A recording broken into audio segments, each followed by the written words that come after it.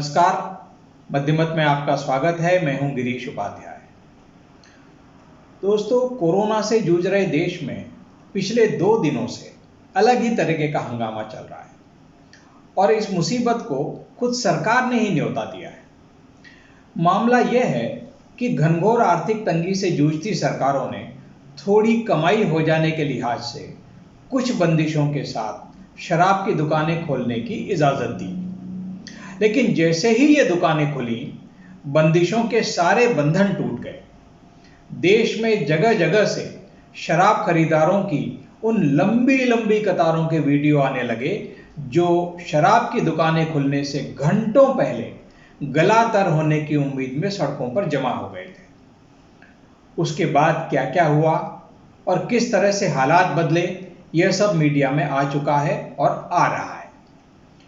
लेकिन 5 मई को जो दृश्य देखने को मिले हैं और जिस तरह सरकारों ने शराब दुकानों के बाहर लगी लाइनों को नियंत्रित करने के काम में पुलिस को लगाया है, उसकी घोर निंदा होनी चाहिए।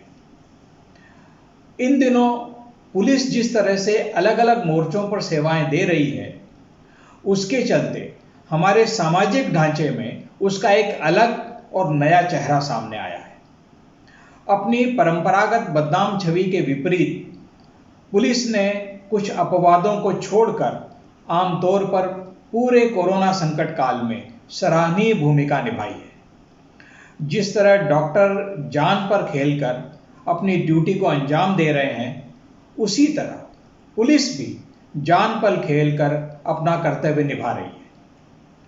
इस दौरान कानून व्यवस्था बनाए रखने के साथ साथ उसने मानवीय चेहरा दिखाते हुए लोगों को खाने पीने की सामग्री और दवाई पहुंचाने से लेकर कई तरह की मानवीय मदद भी की है।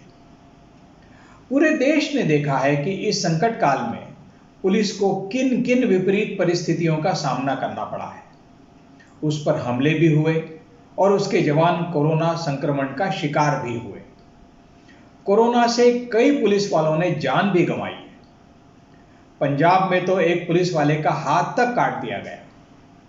फिर भी पुलिस अपनी ड्यूटी को बखूबी अंजाम दे रही है। लेकिन दारू की दुकानों पर लाइन लगवाने और शराब की शांतिपूर्ण बिक्री करवाने में पुलिस की ड्यूटी लगाना न सिर्फ पुलिस का दुरुपयोग है, बल्कि उसका अपमान भी है। पुलिस का काम दारू कुट्टों की सेवा करना या लाइन लगवाकर फिजिकल डिस्टेंसिंग का पालन करवाते हुए उन्हें शराब खरीदने में मदद करना कतई नहीं है। यह समय पुलिस पर पड़ रहे शारीरिक और मनोवैज्ञानिक दबाव को समझने का है, न कि उनके इस तरह के फालतू काम करवाने का। दारू पीने वालों को गलातर करने की इतनी ही पड़ी है तो वे खुद कायदे कानून का पालन करते हुए दारू खरीदें, वरना सरकारों को चाहिए कि वे शराब की दुकानें तत्काल बंद कर दें।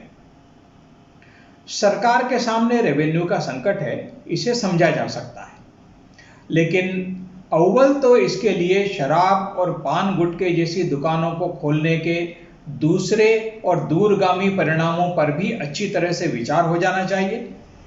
इसके साथ ही यह भी तय होना चाहिए कि लोग यदि सुधरने और सहयोग करने को तैयार नहीं हैं, तो पुलिस या सरकारी मशीनरी में लगे लोगों के साथ साथ समाज उसका खमियाजा क्यों भुगते?